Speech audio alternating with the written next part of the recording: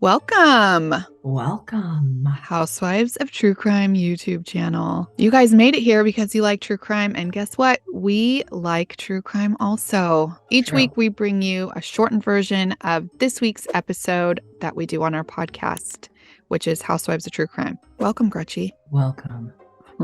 And just a quick disclaimer, we talk about crime, murder, domestic violence, and violence in general. So if that is not something you're into, please be advised. Bounce. Bounce. If that is Bounce out triggering, right you're now. out. Okay.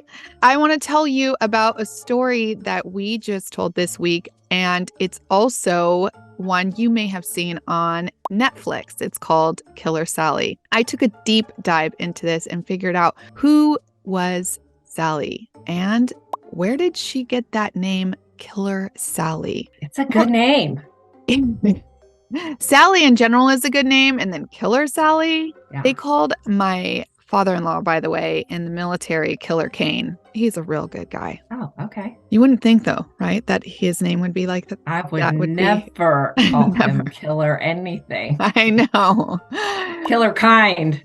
Killer kind That's to the true. Granddad. Yeah. I know. It's true. Well, Killer Sally's name probably started when she was a little girl living in a home with a raging alcoholic and an abusive father. Sally didn't spend much of her time at home, and can you blame her? I don't think so. She got herself into athletics in high school and really became a star. She even joined the boys' track team, joined the swim team, and the dive team, and she excelled at all of them. She was a fierce competitor and thrived on the competition. After high school, Sally went to college for a bit until she ran out of money because money was tight. And so she put the books away and she got married. She got married young.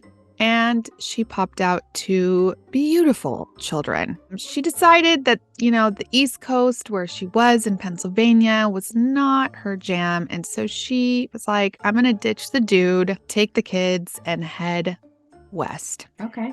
She enlisted herself into the Marines and settled in Oceanside, California, which is just a hop, skip, and a jump from you, Gretch. It really is. And she is so ambitious.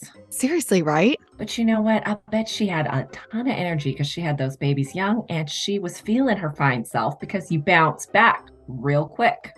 Oh, and let me tell you, she bounced real back because she became an amazing bodybuilder. So her body was like something next level. All right. Could not tell that she ever pushed out a baby in that body. Mm-hmm. Okay. She bodybuild was her jam.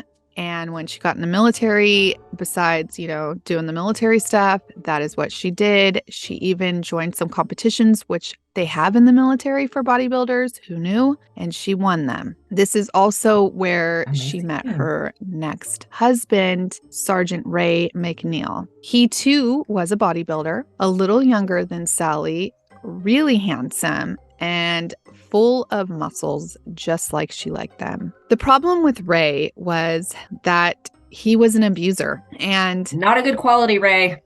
No, not a good quality. And Ray, he thought it was okay to abuse Sally, and he liked to choke her into submission. That was his, if you want to say, how they say drug of choice, but that was his jam. Yuck. This kind of abuse started right after these two were married and continued for 8 years. Sally, being a feisty little piece of business, she often fought back and even did some crazy stuff, like throw a 70-pound weight onto Ray's car from the second-story balcony. These two were tumultuous together. They both exited the military, Ray to pursue his dream in pro bodybuilding, and Sally because she had to. After the Marines, Sally decided it was her job to support Ray's dream and bring home all the money for Ray to work out, buy steroids, pump muscles, and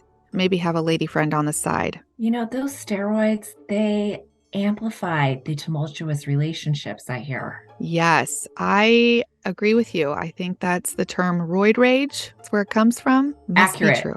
Accurate. Yeah. It must be accurate. So Sally had to bring in the money so Ray could, continue using all the steroids that he needed to get the muscles to become a pro bodybuilder. And it's a lot of money. So she got into some interesting money-making jobs, like wrestling men that like big, muscly ladies. See these biceps?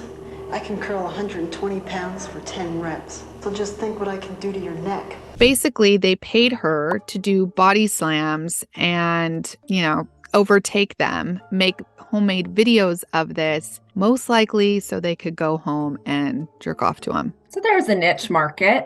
There is definitely a niche. It's definitely a niche.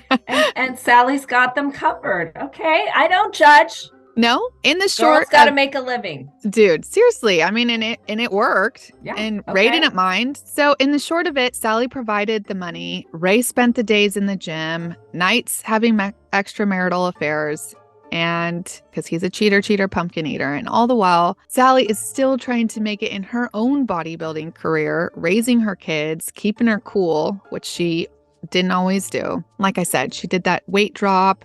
She also beat some cops up a couple times, and she beat up Ray's side chick at one competition as well. So Sally was edgy, to say the least. I think all of this began to take its toll on Sally, and on February 14th, 1995, when Ray did not come home on Valentine's Day, when Sally expected him, she was not a happy camper. The two started to fight, and Ray started to choke Sally, as he often did, and she had had enough. She went and grabbed a gun, shot Ray McNeil 2 times, eventually ending his life. Now, there is much more to this story. There is much more to this case, but since I'm trying to keep this a little short, I'm going to just tell you that Sally claimed self-defense. She also claimed battered women's syndrome, which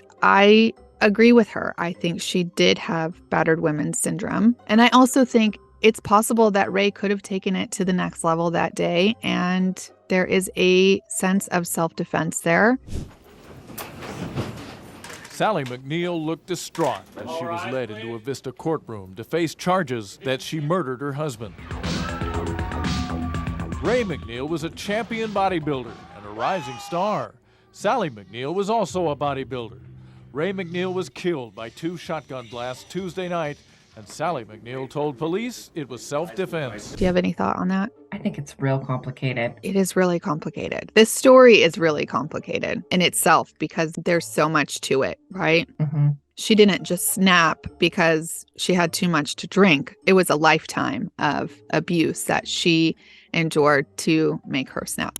That's right. It started with her childhood. Yes. And what is the most tragic part of this whole situation is what happened to her children. Well, I get into that on the podcast on what happened to her children and where her children are now. So please go to the podcast if you want to hear about her kids, but they are doing fine. They were raised by somebody else because Sally's defense did not hold up to the jury. She was convicted of second-degree murder, and she was sentenced to 19 years to life, where she spent 25 years behind bars until just 2020, when she finally went up and said she had remorse for what she did, and they paroled her after 25 years.